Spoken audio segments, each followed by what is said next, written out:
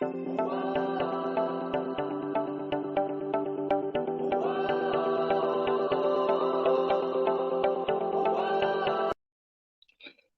right. Good morning, everybody. This is your boy D Mac. So let's talk about this situation here because we have a situation going on right now that shows the double standard and the selective outrage that I'm always referring to. There's a female artist. Her name is Big Klit. This is her rap name, Big Klit, and she just had a performance where she called a man on stage, and during this performance she let this dude perform oral sex on her. All right, now I can recall back to who was it? It was R. Kelly. Well, he's had problems with sexual innuendos on stage. Chris Brown's had problems with sexual innuendos on stage. Um, Bobby Brown has had problems with sexual innuendos on stage. So many more, but it seems like, when females do these things, they're not held to the same standard as guys are. I remember when who was it? Jill Scott was she was acting like she was performing oral sex on the microphone, and everybody lost their minds. And this goes back into the story of how we're pushing sexuality onto our children, whether it's straight sexuality, whether it's homosexuality, no matter what type of sexuality it is, we need to be mindful of what we're putting in front of our children. And this is just one more example of the things that we don't need to be putting in front of our children. But we will sit there and allow these things to take place, and we have nothing to say about it. We have no guidance for our children when they see these things, so they think that these things are all right.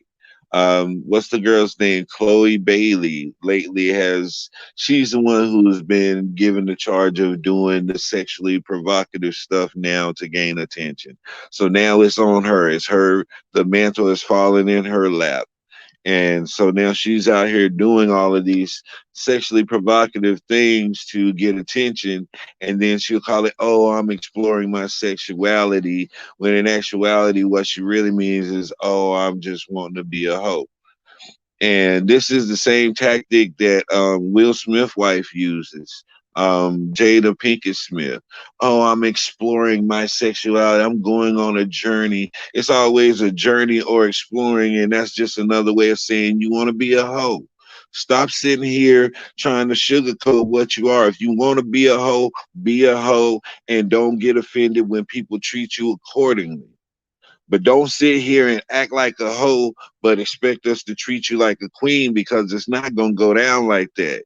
Y'all girls out here doing hoes things, wearing a hoes uniform, and then want a dude to turn around and treat you like a princess or a queen. Put on a queen's uniform, do what a queen does, and you'll be treated like a queen. But otherwise, you're gonna get treated like what you're acting like. Period. Point blank. I don't know why that concept is so hard for y'all to understand. I'm not going to treat you like something that you're not acting like. Period. And we had the big controversy last week about what CeeLo Green said, but CeeLo Green can say everybody. The first thing they did jump to the scandal behind him. Oh well, he's slipping girls Mickeys. He think it's okay to slip girls Mickeys. He don't respect women. That still don't negate the fact that he told the truth. Just because of his character ain't in check don't mean that he ain't tell the truth about what he said. But everybody wants to deflect off of the women being held accountable for their actions, and they want to make it about CeeLo and what CeeLo did. But he told the absolute 100% truth, because women are not held accountable for the way that they're pushing sexuality, period, onto our children at a young age. And ain't nobody doing nothing about it. The same way y'all saying that the male rappers is pushing death and destruction and all of that onto the young men. Well, the women are pushing prostitution and sexual perversion onto the females. There's separate agendas, and it comes together as a whole agenda. So it's not separate. Both of the plans are coming from the same place. They're being funded to be pushing that agenda by the same sources. So let's not act like this thing ain't a big problem, and it's not a big what's the word I'm looking for? It's not a big, I don't even want to say conspiracy because it's not a conspiracy. It's absolute truth what's taking place. But my whole thing is this. My whole point is this. We'll sit here and we'll talk about back and forth. Well, you did this. Well, what about that? Well, what about you doing this? And the whole time we're not getting nothing accomplished because every time we point the finger, we got three pointing back at us. And so I'm bringing this to everybody's attention so that we can start to have some accountability for the sexualization of our children because it's coming from the acceptance of the parents. If you're not standing up and saying nothing about it, then they're going to keep on doing it. The only way they're going to stop doing it is if you apply pressure. We all know this. We've seen with the George Floyd situation. If you apply pressure, they will back the heck up off of you. That's all it takes is that they see that you're not playing and you're not willing to lay down and be their doormat and you're going to stand up against them. Then you'll start to see some results. But if you continue to put your head in a hole like an ostrich, then everything is going to pass you by. And guess what? When you take your head out of that hole, still having nothing been accomplished and something has been changed. So we have to get in a mindset of engaging the enemy and not being afraid to be politically correct and not being afraid to offend somebody or hurt somebody's feelings. It ain't about your feelings. I could care less about your feelings. I care more about the preservation of our children, our next generation, and the stuff that we're feeding them with these videos and big clit and all of that crap like that. Then what message are we sending them that we want them to grow up to be? It's still on us to protect these young ones who don't understand what's being done to them. And that's my problem. Hey, what's going on this morning, Anita?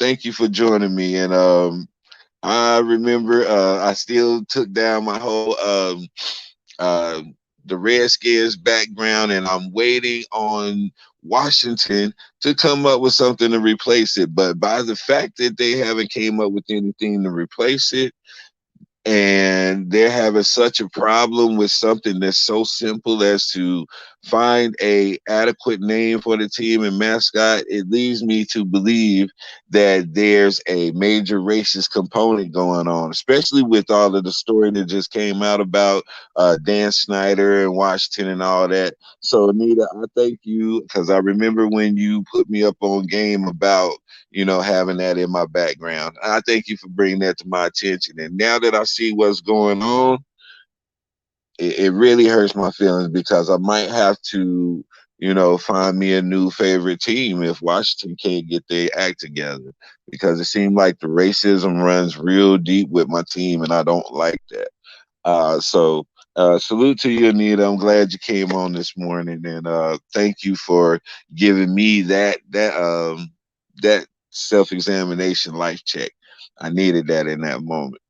And but yeah, back to what I was saying. It's crazy that this woman can bring a man on stage and actual perform sex and nobody says nothing about it. Now I've heard stories where, rappers that went to other countries and they've been put in jail because they cursed.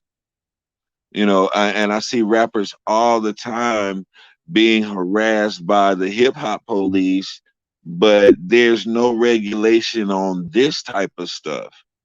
And so when we see our daughters out here getting pregnant early, not having stable relationships, but you look at what they're listening to. You look at who are their idols, who are the people that they're aspiring to be like. Well, they're aspiring to be like Nicki Minaj, who's married to a rapist, alleged rapist. I'm sorry, or Megan the Stallion, who's running around telling girls treat dudes like dogs and get their money and just dismiss them, but yet she's running around playing the fool for almost every guy in the music industry because she's searching for acceptance and love. The same thing that you ladies want, but she's telling you not to go out and then seek that. But she's seeking it for herself, but she don't want you to seek it. You understand what I'm saying? So when they're pushing a certain message and you're following their message, but they're not following their own message, at some point you have to stop and start to ask questions. And that's all I'm asking is that you guys stop and ask questions when you see these artists pushing a certain message that they're not living. Same thing with the male rappers. The male rappers out here, if you're not living the message that you're pushing, you're done. We're canceling you because we see that you're an agent that's put in place to influence children to murder each other.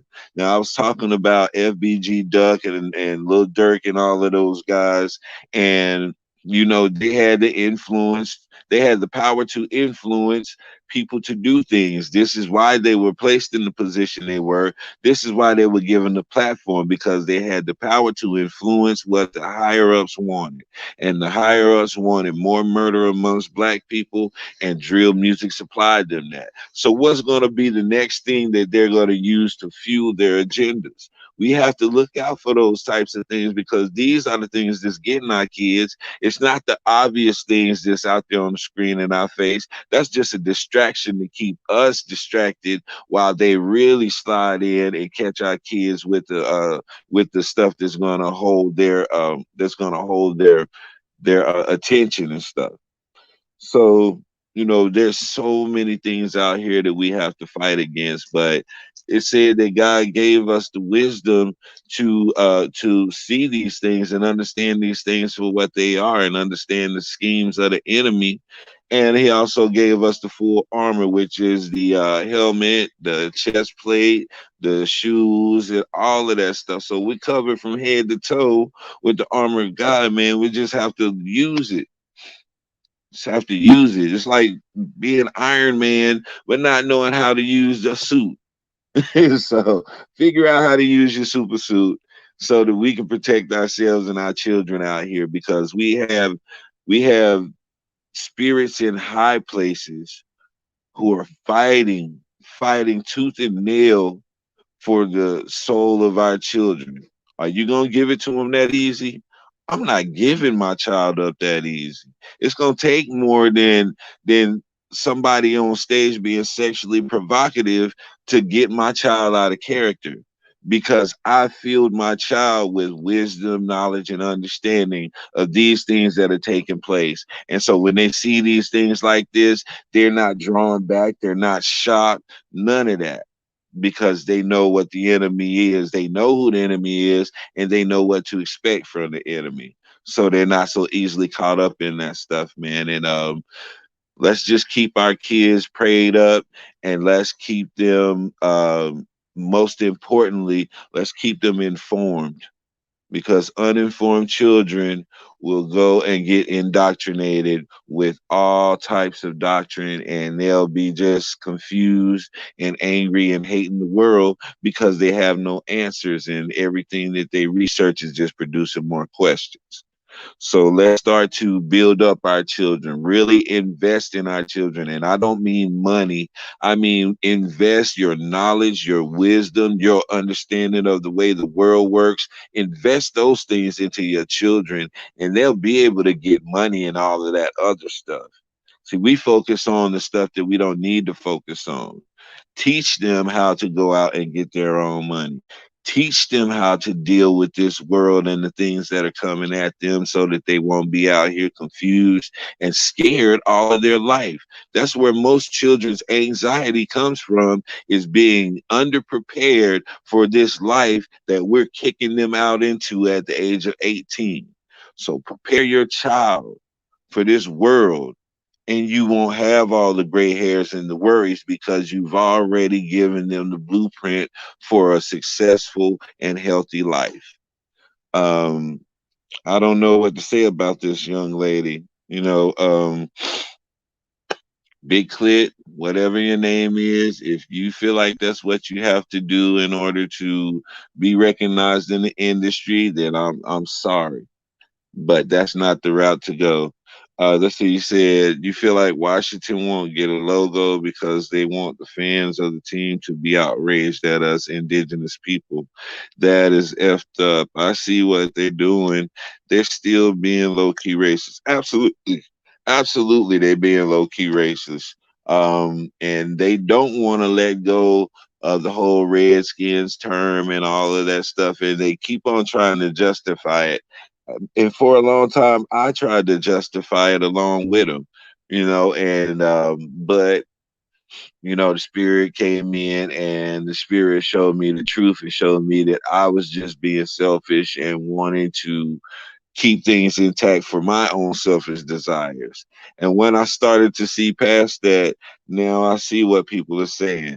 And now that these stories are coming out with the whole John Gruden and Dan Snyder thing, uh, which I already knew that they're racist, but this is just confirmation of the racism that's still alive and well in the NFL. So we're gonna keep on working on this, and we're gonna keep on working on the mindset of the people. This is what my show is all about. I don't care if whatever. I'm here to put truth, plant a seed of truth into the minds of people, or present the information to people and give them an opportunity to choose for themselves. But I'm not going to mislead you. I'm going to give you the information, and it's up to you. Anita, I thank you for coming on again this morning. I thank you for checking me out. I thank you for your commenting because you make a great point about Washington and a lot of these other owners of these teams who are not being held accountable for their actions and the racist undertones that still haunts their team. So, there's a lot for us to work on in the United States right now. My main thing is our children because you kill the tree by chopping down the roots. And that's what they're doing. They're trying to take out the roots of our trees so the tree will die altogether. But we're not going to allow that, right? I didn't think so. So once again, thank everybody for coming on, and thank everybody who's going to come in and check out this podcast. This is your boy D Mac. You know what I say: sticks and stones can break your bones, but the word can always heal you. I'm out.